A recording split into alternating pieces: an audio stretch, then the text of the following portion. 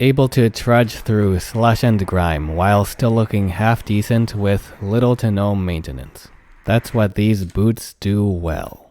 Now, because Grantstone diesel boots, Chromexcel leather, and day-night style studded rubber outsoles are such common topics in the world of heritage boots, I had to approach this review of the Grantstone diesel boots in Color 8 Chromexcel from a different angle. That's why I'll focus on how well these have worked out for me as dressy casual boots that I've so far worn exclusively during the winters. I mainly did this to find out how well these could handle exposure to the elements and wintertime dirt, while still maintaining a presentable appearance with a touch of flair during those seemingly endless dreary days. In short, they've performed alright just walking around urban areas. In a word, the soles are okay. Normally, in pure snow, there's no problem. But when there's ice, proceed with caution. A slip every now and then is to be expected, but I never fell, so that's a good sign. See, my intention wasn't to wear these as so-called winter boots that have excellent traction and keep me warm in extreme low temperatures. No, they're just meant to get me through snow and ice-covered concrete, from building to building, from vehicle to vehicle. Usually for distances far less than 3 miles or 5 kilometers at a time, often in conditions that are at worst around a foot or 30 centimeters of snow, and temperatures just around freezing to about minus 10 degrees Celsius.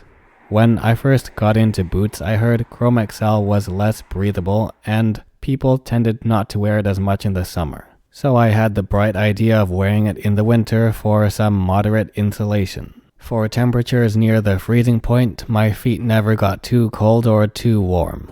My feet stayed dry despite snow constantly getting stuck around the welt area, then melting. For a more complete waterproof test, check out my review of the Grantstone diesel boots in Loden suede, which have the same construction. As for the rugged nature of Chromexcel, it handles slush and more importantly salt and other debris quite well. Lots of small marks that can easily be repaired, and no major damage, though there are dents, which are only visible up close. Creasing is more visible, but it won't grab negative attention, and in reality it's fairly common. The majority of creasing took place within the first dozen wears, and it actually took me a few weeks to break these in properly, mostly around the pinky toe and shaft area. The leather wasn't overly stiff, it just took some time to soften up around those areas in particular. After that period, these conformed nicely. And among the boots I have in the Grantstone Leolast, these are in the middle. Some other boots I have fit better and others a bit worse. As usual, I followed the standard sizing advice and went down half a size from my Brannick measurement. The footage on screen right now was taken way back when these boots were much newer. Now, whoever was behind putting together the store page images did a great job. They captured the dynamic variation from brown to red. Usually in direct sunlight or a bright room, these will look really red. Any other conditions, then they look reddish brown to even dark brown, even when walking on a lime green floor. Speaking of green, these can pair with green pants alright, and not give off strong Christmas vibes, which I know some people try to avoid. Back to the tabletop shots when these were still relatively new. The reason I wore brown leather gloves in these clips was to bring out more of the red of the Color 8 Chromexcel. It's a good contrast along with a darker brown wood table. Then here's a comparison with brown Grantstone Chelsea boots. In Crimson Chromexcel, a more true medium to dark brown.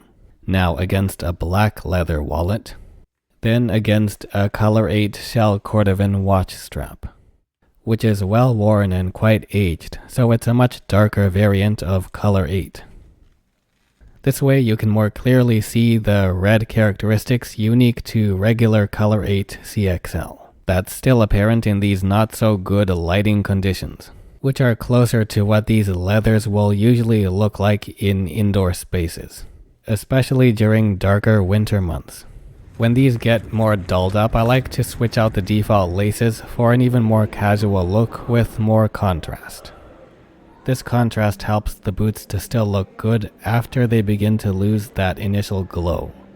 Like most smooth leather boots, I like to have them mildly shiny and wear them a bit more dressed up at first. Then they go to more casual settings after the shine begins to wear off. Finally, here's an assessment of what these boots look like after a full month in snow, salt, and winter grime.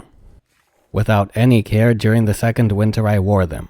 Still pretty good looking, most of the wear and damage are from salt as I expected.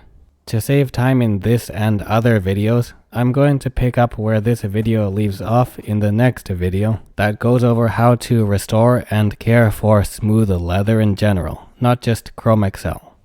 I'll just do some preliminary cleaning in the snow and I'll see you in the next one. Thanks for watching, and please remember to follow Time Travel Style for more on boots, style, and interesting stories.